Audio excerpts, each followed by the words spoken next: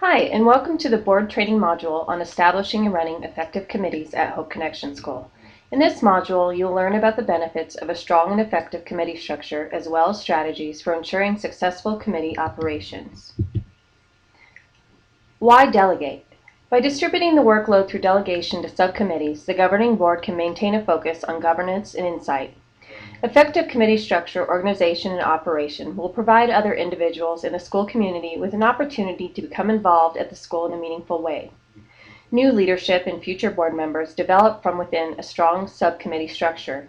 In addition, involving numerous individuals through the use of effective subcommittees will help establish trust among stakeholders, foster effective communication, and increase the board's visibility and outreach. Committee structure. The framework for the formation and operation of Hope Connection subcommittees is established in the school bylaws. The bylaws should include provisions for both standing committees and ad hoc committees, which will be discussed in more details in a moment. It is important to achieve the right balance in the number of subcommittees reporting to the governing board. On one hand, too many subcommittees can result in overlapping work and confuse lines of authority. On the other hand, too few subcommittees will burden a few individuals with the bulk of the work and is not conducive to a collaborative environment. When striking the right balance, the size and structure within each subcommittee should also be considered. The subcommittee chairperson plays a critical role not only in the effective operation of the committee, but also in communicating with the governing board. While additional officers may vary based on the task of the subcommittee, an effective chairperson is imperative. Every school establishes a unique set of standing and ad hoc committee based on the value system of the school. Standing committees are the permanent subcommittees that are established in the bylaws and report regularly to the governing board. The accountability group is one such committee. The role of the accountability group, its operation, and accountability structures are discussed in another module. The finance committee is another common standing committee and usually consists of the board treasurer, the school's business manager, and one or two community members with relevant areas of expertise. In addition to these, schools may establish additional committees based on the unique school program or value of the school.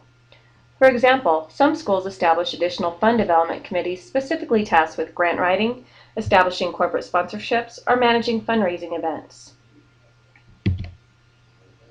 The bylaw should also include a provision for the formation and operation of ad hoc committees. Ad hoc committees are created for a specific purpose, have limited responsibility, and disband when the task of the committee is completed.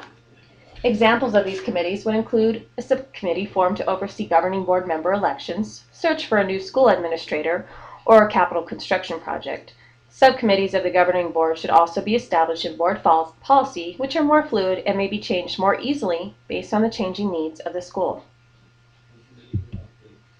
As previously mentioned, the chairperson plays an important role in the effective and appropriate operations of any subcommittee. The chairperson must have strong leadership communication and organization skills in order to successfully manage the individuals on the committee and to effectively communicate with the governing board. While not imperative, a chairperson with relevant experience is beneficial. The chairperson priorities and focus should align with the governing board to carry out the intent of the subcommittee and to increase the likelihood of success. The chairperson's role requires an additional time, thought, and dedication to ensure the implementation of an efficient and effective subcommittee. Every subcommittee should have a written description detailing the purpose of the committee and its composition. The reporting expectations should be communicated in this description so that both the subcommittee and the governing board have a clear understanding of the format and timing of reports.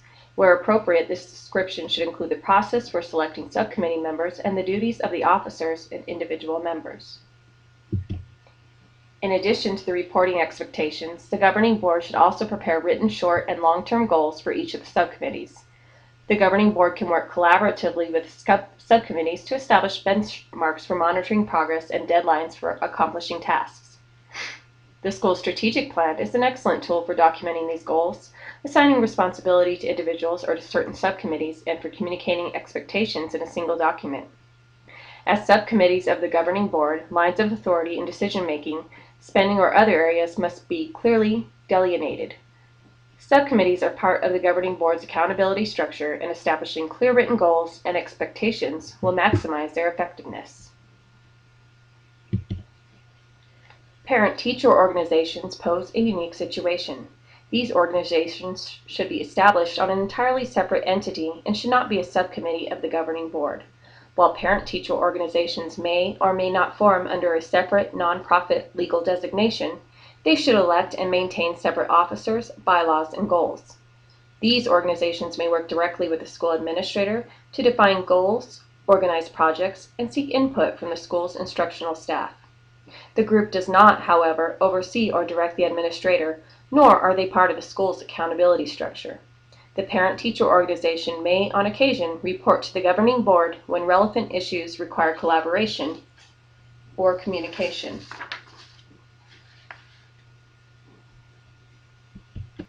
The importance of clear, open, and honest communication cannot be stressed enough. Successful and effective subcommittees develop with clear communication to and from the governing board. Part of this communication includes comprehensive meeting minutes. Meeting minutes provide the governing board with updates about the subcommittee. They help the governing board monitor the effectiveness of the subcommittee. Meeting minutes help subcommittees maintain consistency over time and communicate expectations to future iterations of the committees. Communicating with written subcommittee recommendations is a best practice and represents a critical step in the decision-making process of the governing board.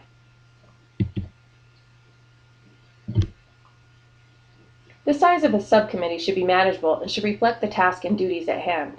Membership appointment or selection should take into consideration the skills, interest, and knowledge of volunteer members.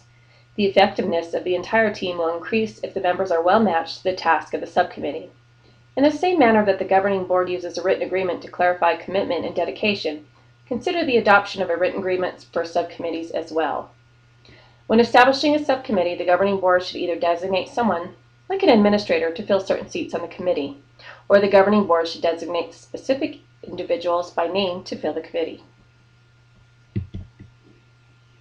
As part of an annual self-evaluation, the governing board should evaluate the effectiveness of the subcommittees and their contribution to the charter schools. By establishing benchmarks and monitoring progress toward accomplishing goals, the governing board can document the success or failure of each subcommittee. Again, meeting minutes and documented reports should be reviewed to determine subcommittee efficacy. Committee performance may be included on the annual parent survey as a means of gathering additional external information. Subcommittee members also should be given an opportunity to participate in two-way communication with the governing board regarding the evaluation, and the governing board should follow up the evaluation by supporting continuous improvement. In summary, by delegating works to subcommittees, the governing board can remain focused on the work of the governing board while involving other individuals at the school in a meaningful way. The governing board must ensure that the school's bylaws or policies provide for the formation and operation of both standing and ad hoc subcommittees.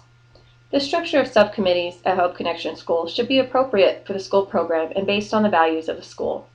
Goals and expectations should be documented in writing. The governing board and the subcommittee should strive for clear and open communication. All reports and recommendations from the subcommittee should be provided in writing and incorporated appropriability into the governing board's decision-making process. As part of the school's accountability structure, all subcommittees should be included in the governing board's annual self-evaluation. In summary, remember that the delegates provide for the formation and operation. They document their goals and expectations, communicate clearly and openly, and evaluate for effectiveness. Hope Connection takes you places. Have a great day.